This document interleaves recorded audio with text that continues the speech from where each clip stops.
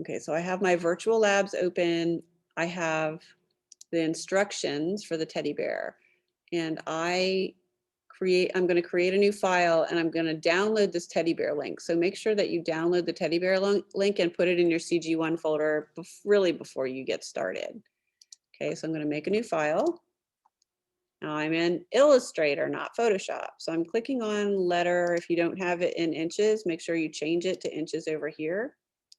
So it should be 8.5 by 11, portrait, create. All right, I'm going to put on my rulers just because I like to have them on. I think they're important. Now, if you don't see this stuff up here, which I changed it already before, so now it's defaulting because I'm still open in there. Right here, there's a little thing right next to the search box, right there. If you click on that, see, this is what I had before. So this is probably what you saw before. If you click on this and you click Essentials Classic, then you're going to see these option things up here. And I want you to be able to see those. So choose Essentials Classic in here if you don't see this stuff. It just basically just gives you different arrangements of the workspace. All right. So see how it's put this as 2 up, and I am going to open the color menu because I want that. And if you only see this, you just click on the little lines here and it'll give you a place where you can show options, and it's going to show you more. So I can do my colors. I'm going to put the color menu. If I take it and drag it down to the bottom, you can see it'll change the blue line, and it's going to make this in the strip. I'm going to hide that. And then I'm going to open my swatches menu. You can also go to window swatches. I'm going to drag that also right there, and I'm going to layer it under there. So now I have my layers, and I can drag that up because I'm not going to have a lot of layers. So my swatches are really what I'm going to pick from. You can mix your own colors and drag it onto the swatches. So remember, like, I can mix any color and drag it onto the swatches. You just drag this right onto the swatches. But the swatches are nice because they're kind of like preset colors that you can pick from, and then you can mix them up and add more to it. So I'm going to be on layer 1. I'm going to call that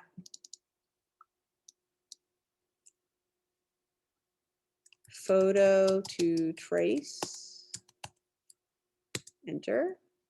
And then I'm going to add the bear. So I need to go to File, Place. That's how you're going to get it. You're not going to open it. You're going to place it. So File, Place. And then I'm going into my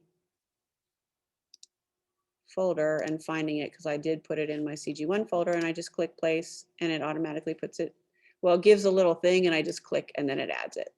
Whoops, and I'm drawing with a pen. So I want to use the arrow.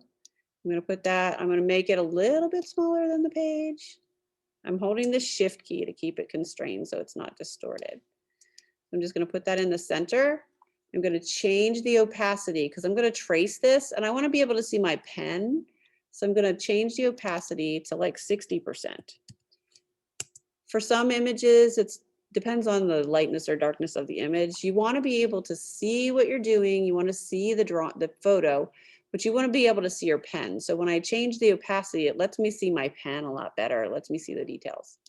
Okay, so I'm going to lock this layer. So right next to the eyeball, if I click on the lock, you don't see it. So you have to just see that it's next to the eyeball. If you click that space right there, it locks it. And now I get this pencil with the circle slash and I can't write on it or draw on it or do anything because it's totally locked. So I need to make a new layer to draw. New layer. I'm going to call this Draw Bear. And I'm going to start drawing. Okay, so I'm going to go back over again the steps, because remember that I told you that when you're using Illustrator, you need to make sure that you every time you draw something, it puts it on top of the next thing. So I'm going to use my pen tool, and I don't want to fill anything yet. So I'm going to pick in my colors, I'm going to pick the fill of none, and I'm going to pick a line that's black. Okay. And I'm going to go ahead and I'm going to draw this bear, and you're going to do much neater than me. You're going to take your time, get some of those lumpy bumpy parts, because that's going to make it look more real. Like it's not a perfect oval. I mean, I guess if you're going to stylize it, it could be kind of an oval, but I'm just going to draw the head, and I'm going to go up here because I'm going to draw the muzzle. So I'm going to just click right there, and I'm going to do that because I'm going to work on that muzzle a little bit, and you'll see what I mean. So I'm not worrying about that because the muzzle is in front of the head. And I'm going to trace along where those creases are in the ears. I'm going to fix this one line because it's a little wonky. All right, so I've drawn that. So I press Control and I click off of it, and then I continue on. Well, I could fix this part a little bit too.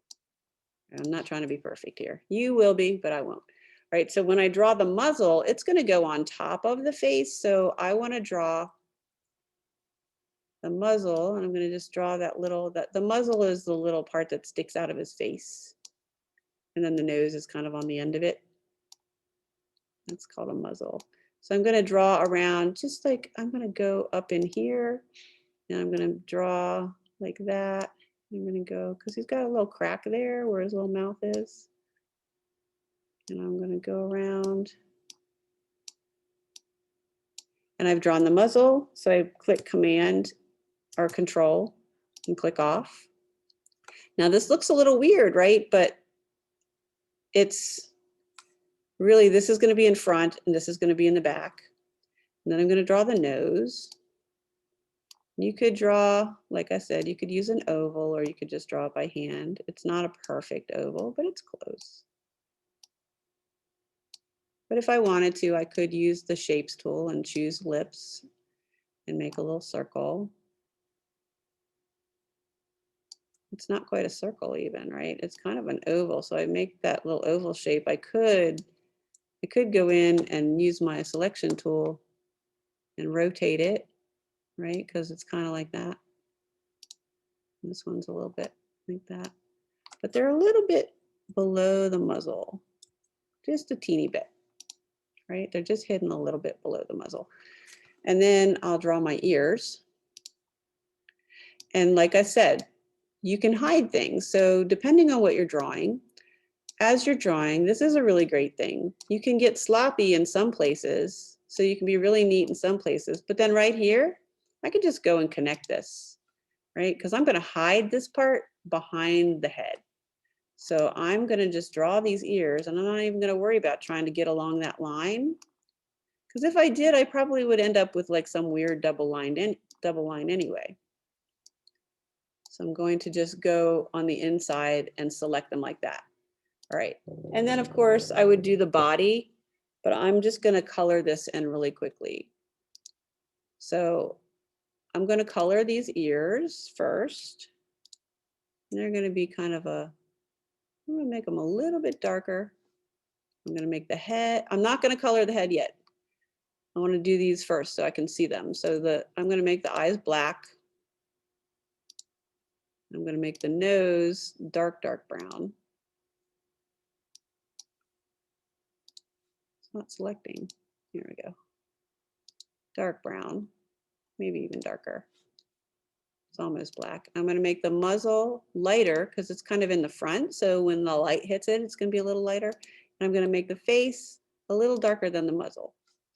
All right. So everything looks like it's in the right place except for the ears. They need to go to the back. So I'm going to click on the ears and I'm going to right click, arrange, send to back. Or you can always go to object, whoops. Come on. Object, arrange, send to back. Okay. So, and now the ears or the eyes, I want them to be slightly below the muzzle. So I'm going to select this nose because that's at the very top, right? Because that's at the front. I'm going to select the muzzle and I'm going to bring those two arrange, bring to front.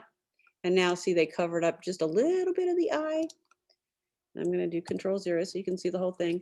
All right, so that's basically how you do it, except for you're also going to do the body. So just think about how these are shaped, right? You would draw the arm, and you can hide this arm behind the foot. And these 2 feet would be the very front. And then this body part, you could get really messy because you could just draw this body like this. Look at that. Look at what I'm doing. Right? And when you send it to the back, then it's going to hide behind all those other things. Arrange, send it back, right? Now, of course, I haven't drawn the arms, but those would cover up because they would be in the front, okay? So just think about how you can layer things on top of each other, and you only have to be really super neat about the feet because they're in the very front. And then the arms, you have to be neat all the way around here, but you can just go right across because that's going to hide behind the foot. And then this one, you probably draw the whole thing. So that's basically it. And I hope you have fun with it. It's very cute. And you're going to turn in. So when you're done, you hide the photo to trace. You just hide it. You can delete it if you want to, but you can also just hide it. Okay. But hide it for me. Just do hide and save, and then upload your CG1 or upload your file to the Google Classroom assignment.